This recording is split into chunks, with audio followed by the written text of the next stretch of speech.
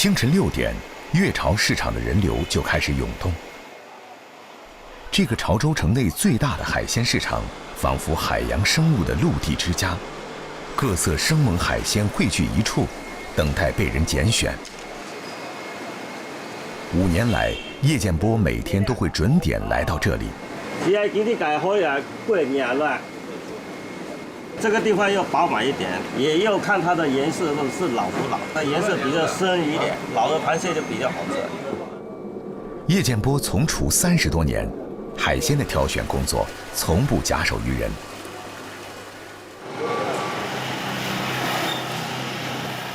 叶师傅工作的粥店门脸极小，但因口碑极佳，哪怕是受到疫情冲击，店里也是客流不断。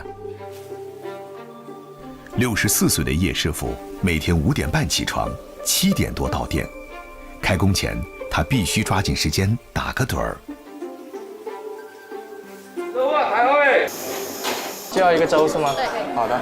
比起节假日每天700人左右的客流，今天的午市说不上忙碌。后厨有条不紊地接单出菜。店里所有的海鲜早上进货啊、加工啊、腌虾、腌蟹都是我负责的，这个是我的天地。现在我处理这个蟹是要做那个虾蟹粥。今天挑的螃蟹膏就是这么买。我再空开好。浸泡了2小时的东北大米下入香浓骨汤，3分无火煲滚，7分文火煲透，还要不停搅拌，防止米粥糊底。当粥底变得鲜香奶白，就是当季虾蟹入场的号令。现点现煮的虾蟹遇到粥水，即刻变得更加鲜甜。这一锅绵稠的海鲜砂锅粥，不知暖了多少潮州人的胃。传统鸡粥内加入韧鲍鱼，再调入南瓜糜，增加甜润的口感。网红粥品金汤鲍鱼粥就成了。随便舀起一勺，扎实的配料充斥眼前，热气腾腾又豪气十足的粥品就这样在小店 C 位出道了。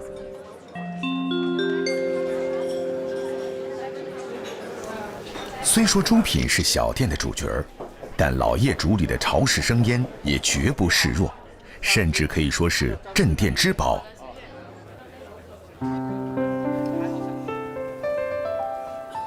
生腌海鲜，它看似黑暗料理，实则鲜美无比，素有潮汕毒药之称，是海鲜的极致吃法，令人欲罢不能。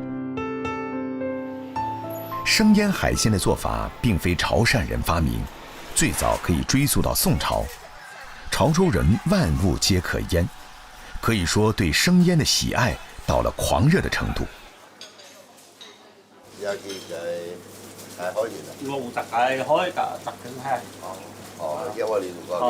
好，那个逼啊！在店主林志强看来，生腌没有定法。虽说在潮州，腌制的海鲜吃的就是生鲜，但味儿则各有各的绝活。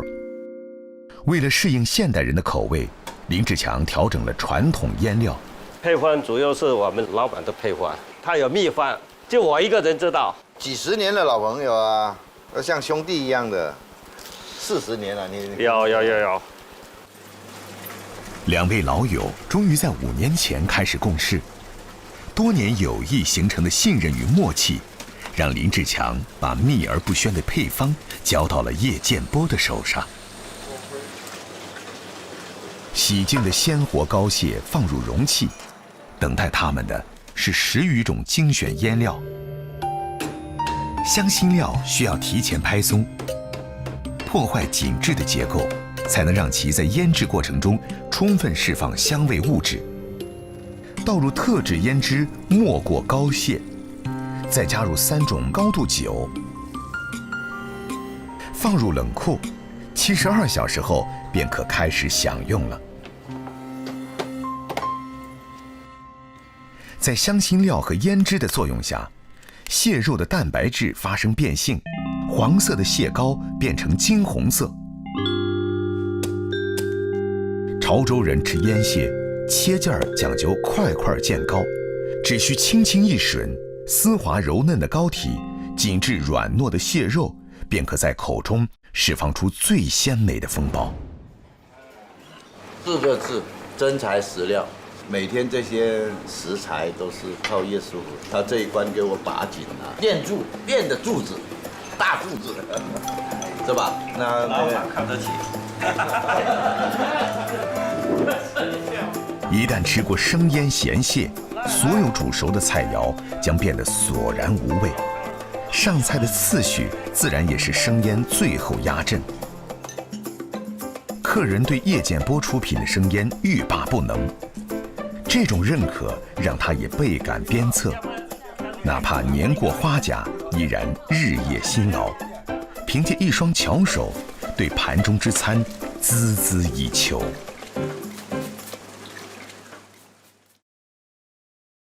彭向荣被称为潮州餐饮圈的第一帅厨，做着全潮州第一个用铁板烧来烹调潮菜的料理店。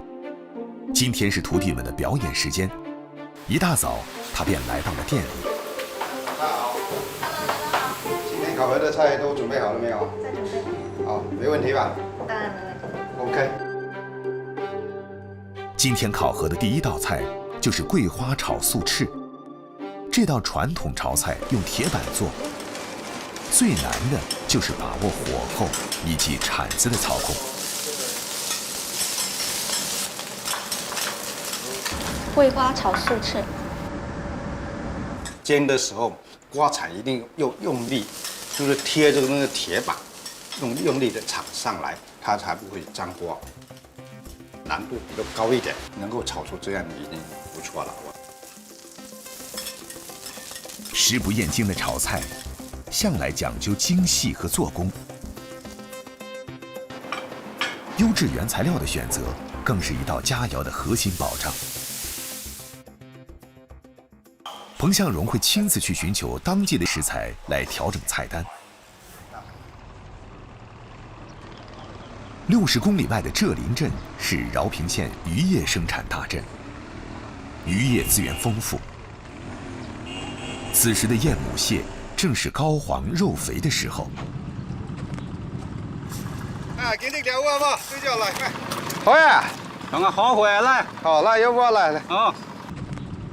啊，咱伊无海就改去叫厝两海，就伊个后面啊，咱就来找伊有把加上豆有球，伊就有够杯，我记着吼。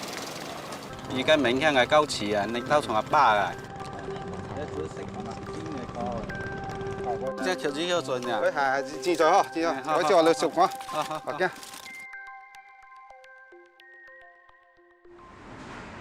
回到厨房，彭向荣开始独自研发新菜式。用当季的燕母蟹做一道水晶蟹肉球，这是借鉴了传统冬瓜白玉卷的做法。不过难度升级，把它做成16球的造型。而最考验功夫的就是如何处理外皮，需要选用本地的大冬瓜，把冬瓜片成同等大小的1毫米厚度。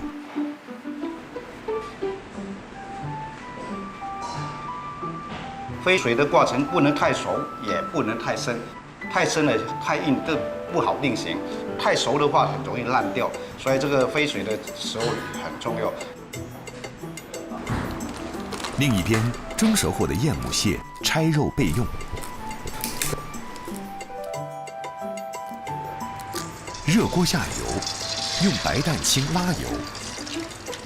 拉油的温度大概控制在80度到100度之间，让这个蛋白水分不要流失，才能保持这个蛋清它本身的鲜味。锅里加入高汤及调味，加入蟹和鸡蛋清，搅拌均匀。冬瓜肉滑，用片好的冬瓜肉做外皮，包裹蟹肉馅料是个精细活。稍微不慎，外皮就会破开。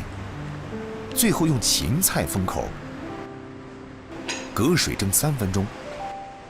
软嫩清新的冬瓜包裹着鲜甜的蟹肉，不油不腻，相得益彰。下一道菜，也是极花功夫和心思的菜式，借鉴传统猪脚冻的做法。厌倦了大盆菜造型，彭向荣觉得做成石头形状更能吸引眼球。猪皮熬煮40分钟后，加入煮好的上汤及酱汁调味，搅拌至汤汁粘稠，放入冰箱冷冻。这道菜最难的就是石头外表的制作，用墨鱼汁熬制的汤汁烧开，加入烤干的香菜碎，用来表现石头的亮黑色。汤汁温度必须降至30度左右。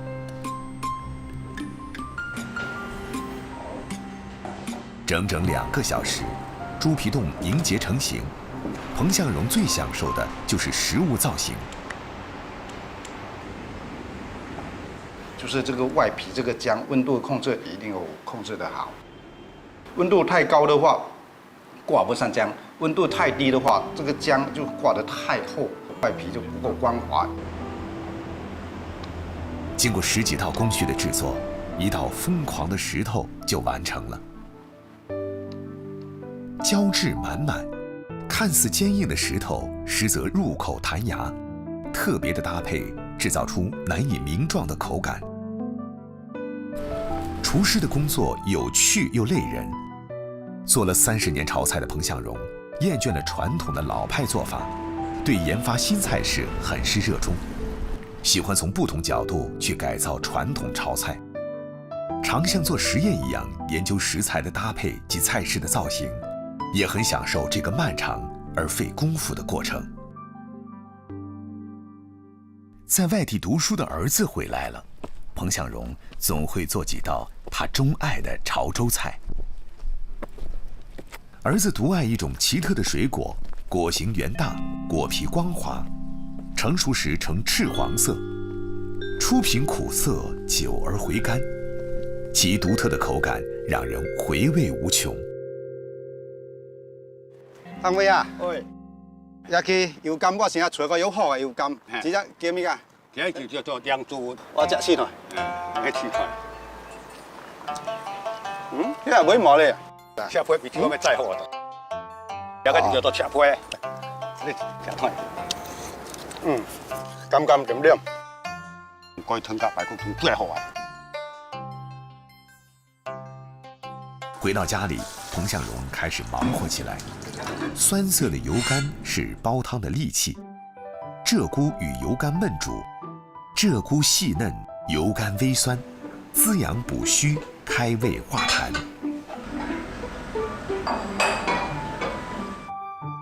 粉肠最怕腥，与油甘一起焖煮，去腥解腻，甘甜可口。猪颈肉整块白灼，蘸上秘制酱油，鲜香肉嫩，入口即化。做法简单，火候讲究，最能体现食材的本味，这也是炒菜的魅力之处。来，好，开始。我油甘就比較有清口，係一定咧要甘，清口回甘。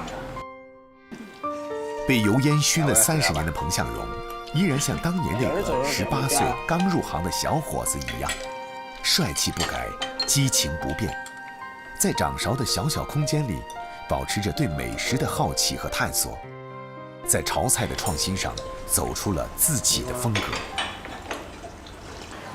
22年前，张生接手了现在的丰春海鲜大排档，主营各种潮州菜。而最近几年，张生的大部分时间都花在了复原韩宫宴上。韩宫宴的考证主要来源于其诗句，但不少文中食材如今已列入保护名单。因为菜单没法复刻，张生和厨师们只能从菜式调换到烹饪手法反复试验，以炒菜的精髓不负韩宫宴的名声。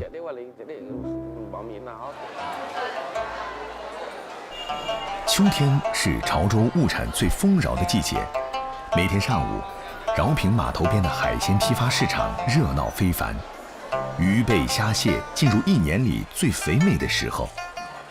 张生时不时带着主厨刘春岩到海鲜市场来，为制作韩公宴寻找第一手食材。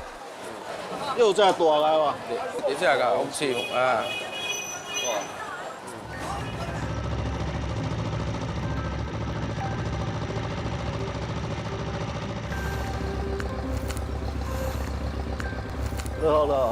好，来。今天去海鲜市场进货，听说有重量级的食材，张生赶紧跟随渔民出海去看看。撈到上嘢啊，佢。我老木成日講。衰咗半百蚊。3蚊就會加咯。3蚊就冇咩我成日。本更啊，本更強博要力吧。這好。2个大響螺收入囊中，张生今天这趟算是不虚此行了。有了好食材，张生觉得还不够，转念一想，便从饶平回到市区。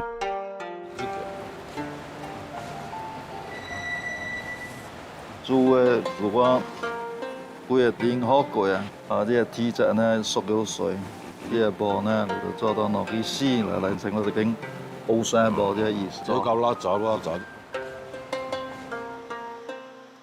潮州自古是瓷器的主要产地和出口地，中国瓷都的浸润，让这里的厨师烹饪之余也很讲究美食美器的搭配。张生特地找了陶瓷厂定制了一批餐具，专供韩公宴使用。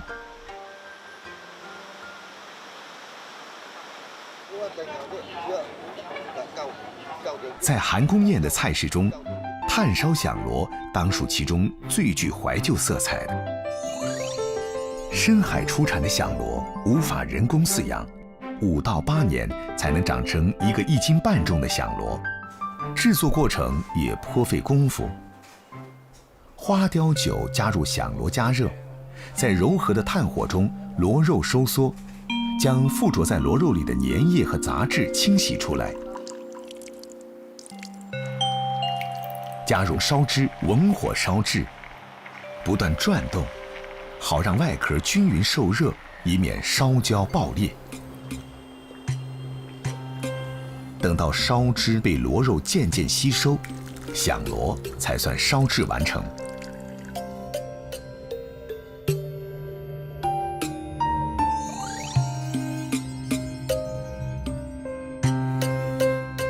片螺肉时，将螺肉上的老硬肉质尽数切去，只留螺肉中的精华。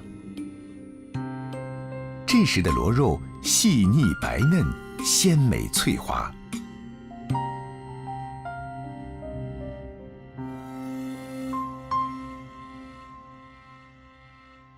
潮菜烹饪以海鲜见长，本港的七彩大龙虾，去除外壳和筋膜，只取中间晶莹饱满的肉身，在高汤中煨熟。有些炒菜看似清淡素雅，功夫全在背后。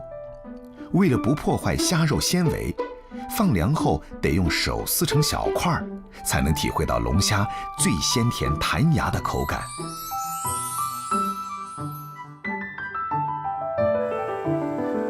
韩愈诗中提到的生蚝，厨师选用了传统小吃蚝烙呈现。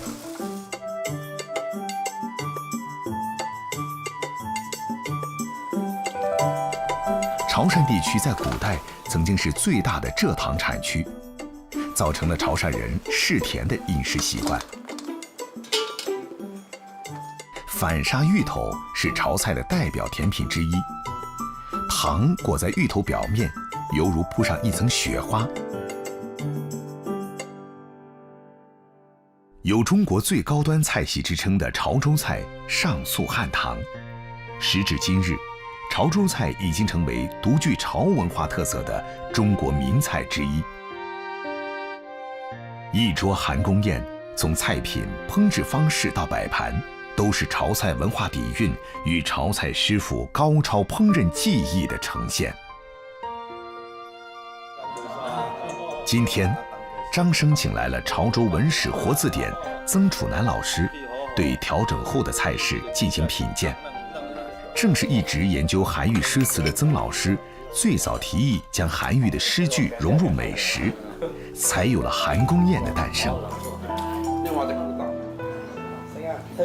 而对张生来说，对潮菜的研究不会止于复原韩公宴，把潮菜宴席推向全国，让更多人认识潮菜文化，才是他们努力的方向。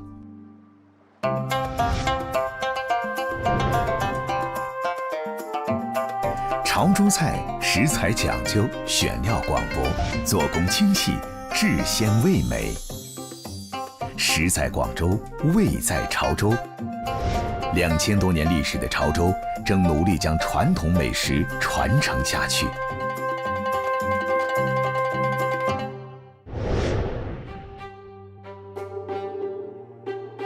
老旧的房屋，逼仄的楼道，隐于市井的正厨私房菜就坐落于此。郑主阳的父亲是福建莆田人，解放前就是潮州4大名厨之一。郑主阳是第2代主理人，如今也到了古稀之年，他的儿子郑成全便当了家。我叫了那个水门个那个有香啊河片，那个景啊。好。今天一早，郑主阳便带着儿子去上水门的鱼胶店，为了一道老潮菜选鱼鳔。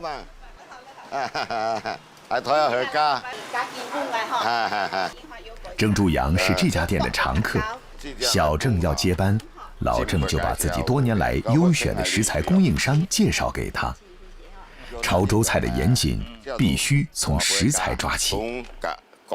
直片的呢，那有香啊！这只就是毛头北蟹，也是公蟹。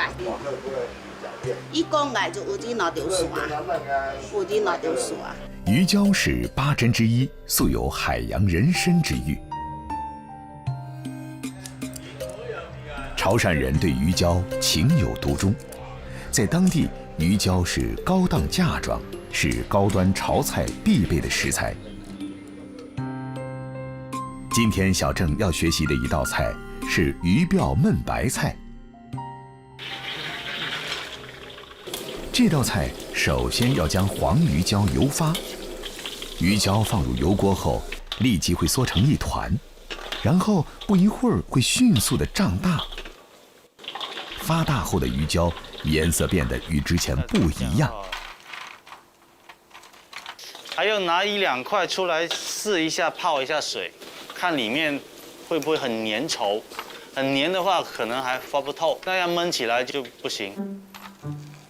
油发的方法是提升鱼胶的脆感和嚼头，但会破坏鱼胶的胶原蛋白。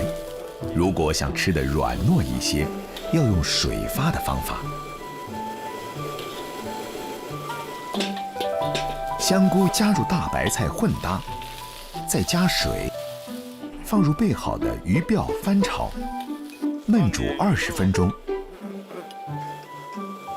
勾点芡以后，还要再加点尾油，它那个油进去那个鱼鳔里面，吃起来就会烫嘴。看上去其貌不扬的鱼鳔焖白菜就出锅了。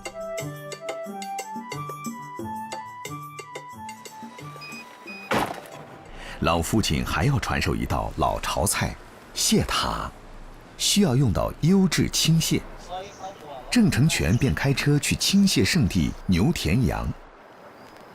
牛田洋因为咸淡水交接，水质好，特别适合青蟹的生长，当然价格也高。蟹塔主要用的是青蟹肉，所以郑成全需要挑选的是公蟹。10月也是公青蟹肥美的时候，母青蟹反而在夏季多高饱满。将蟹洗刷干净，去壳留用，再把蟹盖剪出直径3公分的圆盖当蟹塔的底垫。记得不看水有水的。有等线一样，赶快接这个。把蟹放入蒸笼约15分钟，加好啲嚟等下清水，等落人咧就有袋，有烧啊嚟贴到，有蓋，有蓋，有好贴，對得去卡噶。只去呢只貼只功夫過大，深深脆脆都，你要卡你做一啲卡嘅話，你咪白。剔出蟹肉，将其剁碎，把虾去头去壳，拍成虾胶待用。把肥猪肉、马蹄都切成细粒儿，加入虾胶、蟹肉，混合一起拍成胶状，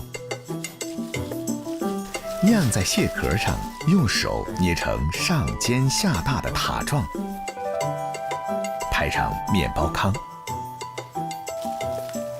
将油烧热到140度左右，把蟹塔放入油锅中炸至浅金黄色即可。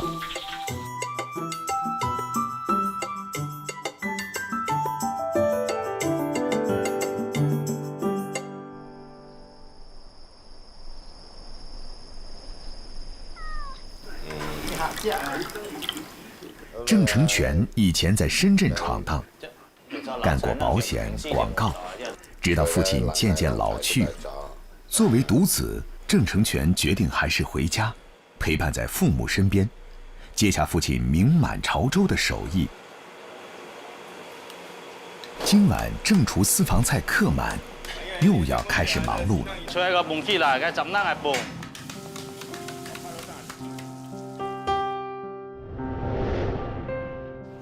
这是我们潮州传统的老菜蟹塔。蟹塔入口，口腔马上变得甜美起来。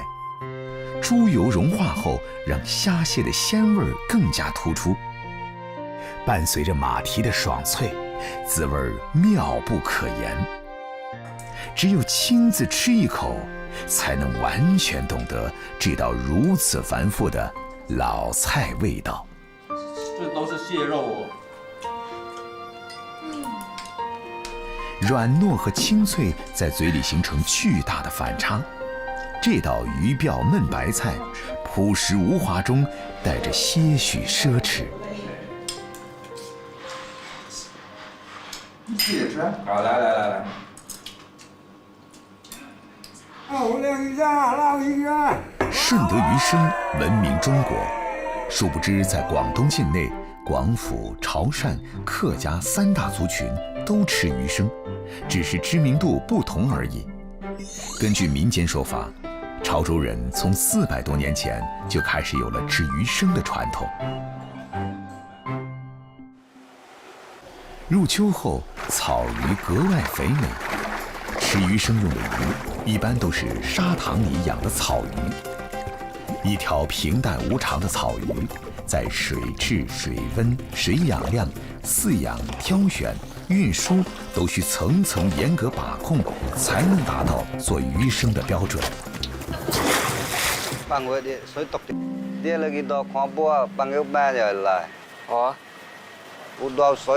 程向前的侄子程于林跟着叔叔学手艺有2年了，刀工等基本功是过硬的。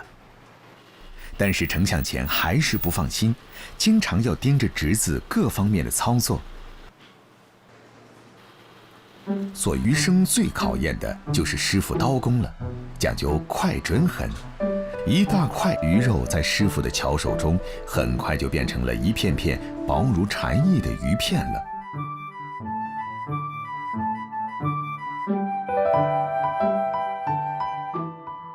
佐料分2部分，一部分是酱料。酱料的原材料有蒜头、香葱、红葱，加入精选花生油一起熬制。对季节温差、比例、火候的把控，是程向前的秘密武器。而这碗酱料却是鱼生的灵魂所在。每家鱼生店的酱料口味都不同。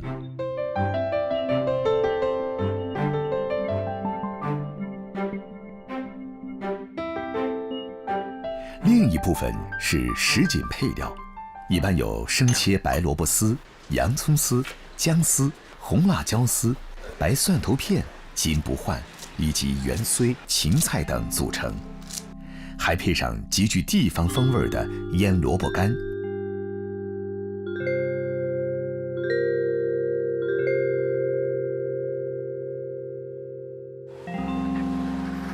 一大早，程向前带着侄子程玉林去海边，为小店挑选稳定的海鱼货源。我啊，早就跟您联系了，您该您来团河吧。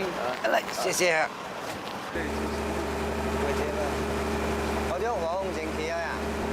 老五是饶平本地人，家里经营着几百亩鱼排，养了包公鱼和金头鲷，质量很高，基本上都出口韩国。程向前慕名而来，想直接找源头拿货，一来价格会便宜一点，二来货源稳定。这种鱼又叫黑包公，是潮汕人民比较喜欢的一种高性价比海鱼。新鲜的鱼肉无需任何调料，才能吃到鱼肉本味儿。原来好久我陪你唔使拉嘅。你答问我。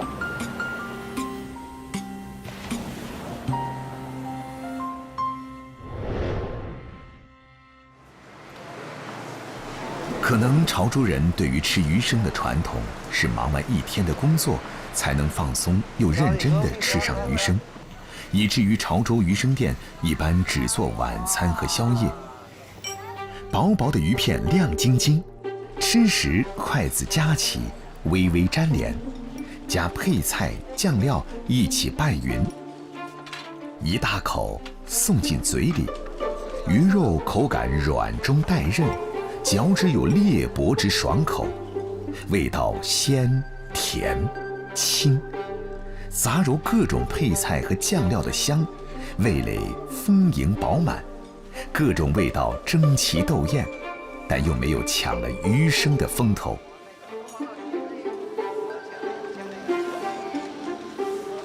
虾生也是鱼生店的畅销品，与潮汕生腌虾不同，虾生更加保持虾的原味儿。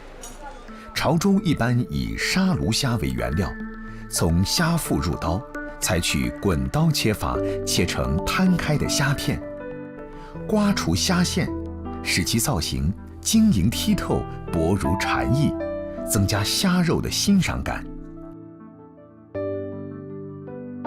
蘸料一道，虾香和各式调味料混合在一起，肉质滑嫩，有弹性，鲜而不腥，独具风味儿。因为店小，做的也是街坊生意，利润薄。程向前的店养不起2个大厨，程于林已经有计划自己开店了。潮州鱼生店也在这样的传承孵化下不断壮大。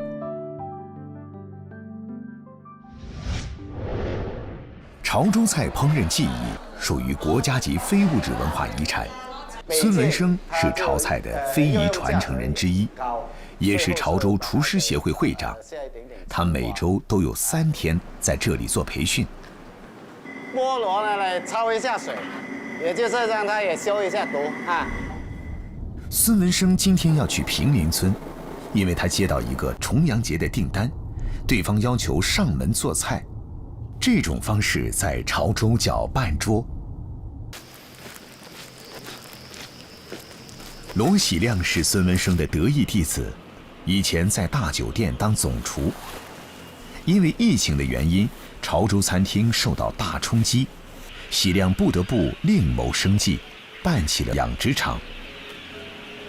好像是缺了一个手臂一样，他原来都是我的左膀右臂嘛，做菜一直都是客人都非常认可，就是可惜了。孙文生对此既无奈也没有办法，每次办桌都不忘叫上徒弟，希望他不要荒废炒菜手艺。走。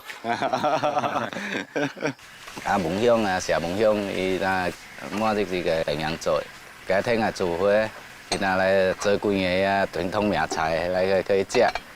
好嘞，大家師傅就不來找你。雖然是賺錢多來點，但是也廚師也不能荒廢嘛，那是我的愛好。從小我就喜歡當廚師嘛。平林村还有个特产炒仔茶，孙文生这次要做的一道菜就需要用到这个茶。与潮州知名的凤凰单丛不同，炒仔茶是一种不发酵的炒青绿茶，口感醇厚，滋味芳烈，回甘力强。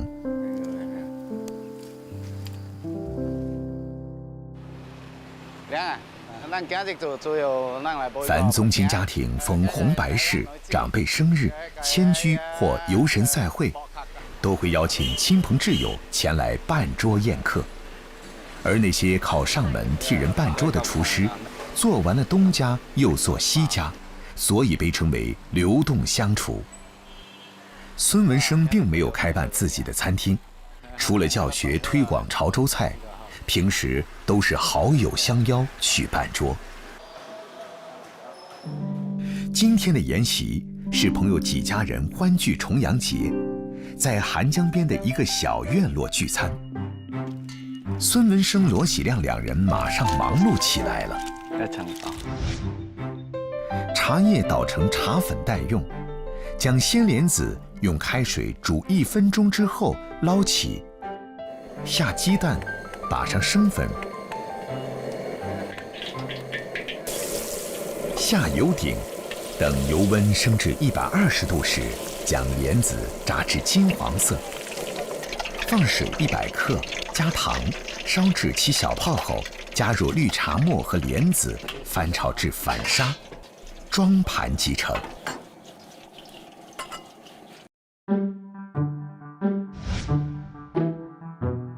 薄壳16球是今晚最繁杂的菜。将薄壳洗净，放进开水，加入姜葱料酒，煮5分钟后，捞起去壳，肉待用。芹菜用开水煮1分钟后，撕成条待用。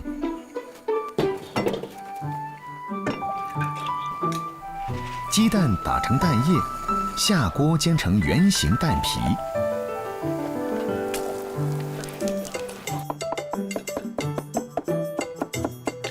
接着把薄壳米、五花肉丁、笋丁、金不换丁下少许油爆香，调味成馅儿料，分别放进蛋皮。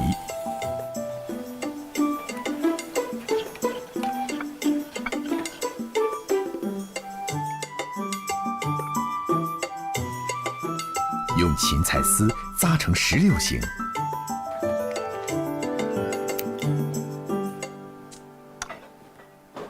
最后将包好的16球上蒸笼，蒸8分钟后装盘，上面放上鱼子酱，淋上芡汁即成。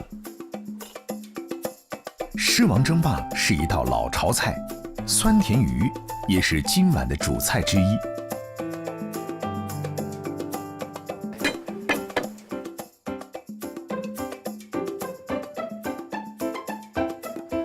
打上生粉待用。热锅下油，待油温升至150度时，将上好粉的石斑鱼头往下，鱼肉丝挂在头两边，炸定型后，整条放进油里，炸至金黄色捞起，装盆。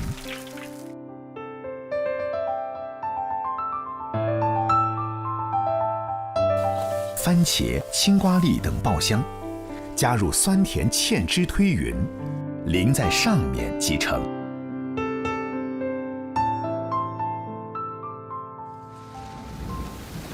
天公不作美，淅淅沥沥地下起了雨，但并没有影响今晚重阳节聚会的如期举行。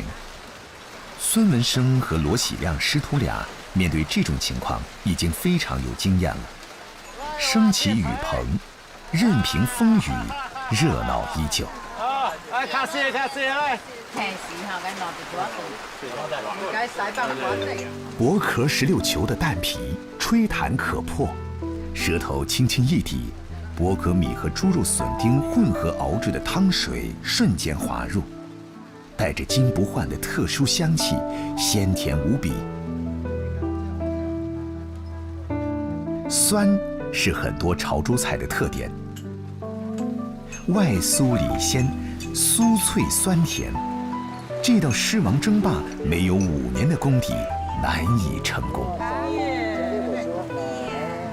茶叶莲子黄中带绿，外甜酥里松软，鲜甜的莲子包裹着淡淡的茶香，一口下去，茶韵香情尽在其中。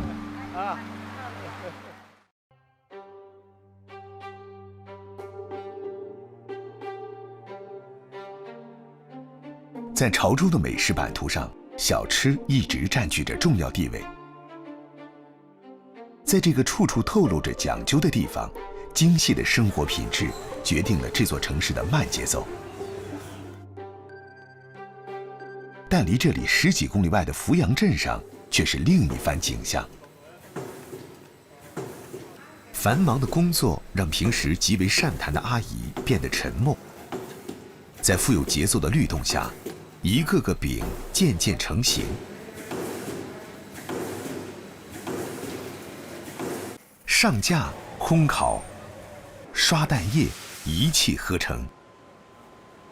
加班加点，只为了让嘴馋的食客能尽早尝到这份独特味道的腐乳饼。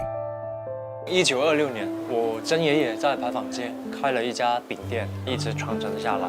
经过4代人，到我这一代近100年了。这位吃货糕点师叫杨航，别看他年纪轻轻，却从小跟着爸爸杨敏学习做饼。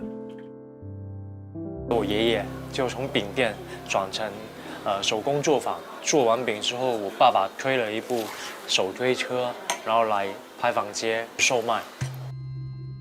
300年前，南乳实现了从腌制食品到点心的跨界，联手猪肉、大蒜、果儿等10几种配料，进行了一次味道革命，创造了一款酥香上头的潮州限定。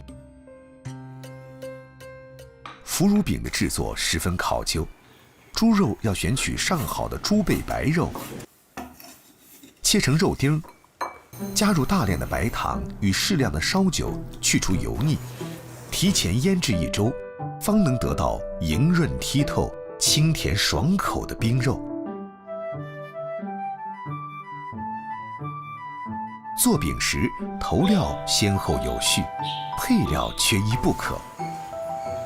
首先在面粉中加入适量的苏打、食用碱、花生油和糖浆，用力揉搓形成饼皮。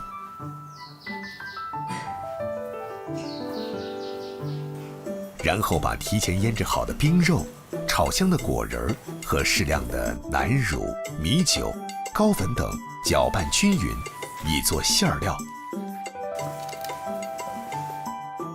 包制后，再用饼印塑形。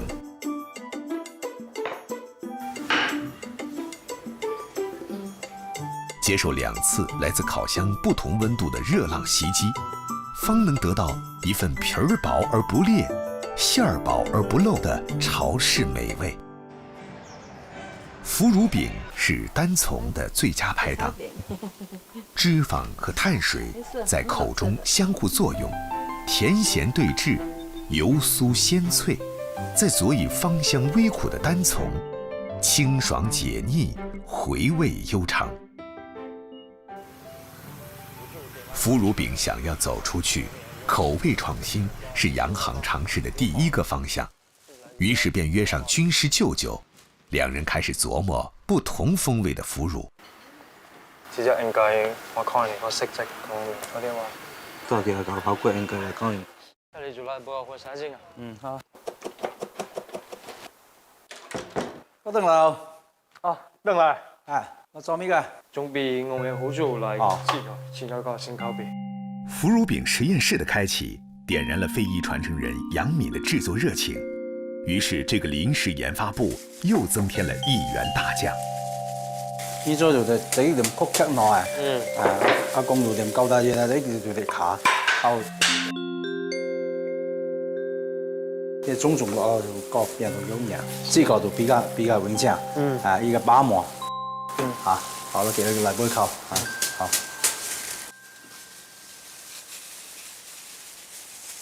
烤好的腐乳饼香氣四溢，誘人的金黃色外皮油亮飽滿。這隻梗係麻油，香辣，紅蓋，冷咗，流豆腐。後來黐頭。呢隻力幫嘅，口感有打，呢隻唔使。唔係啊，呢隻有紅蓋啊，呢隻介別抗嘢啊。呢隻可以作為推廣嘅。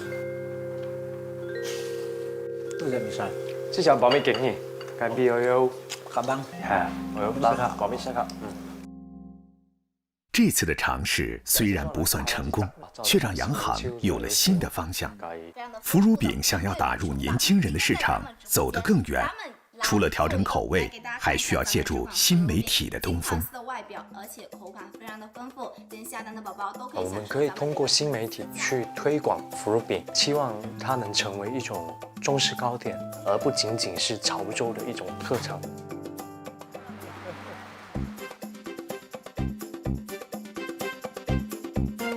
无论父与子、叔与侄、师与徒，潮州菜以任何关系在一代代中不断传承。他们靠着自己的身体力行，坚守着传统潮州菜的传承和创新，技艺和精神。他们才是真正的潮州味道。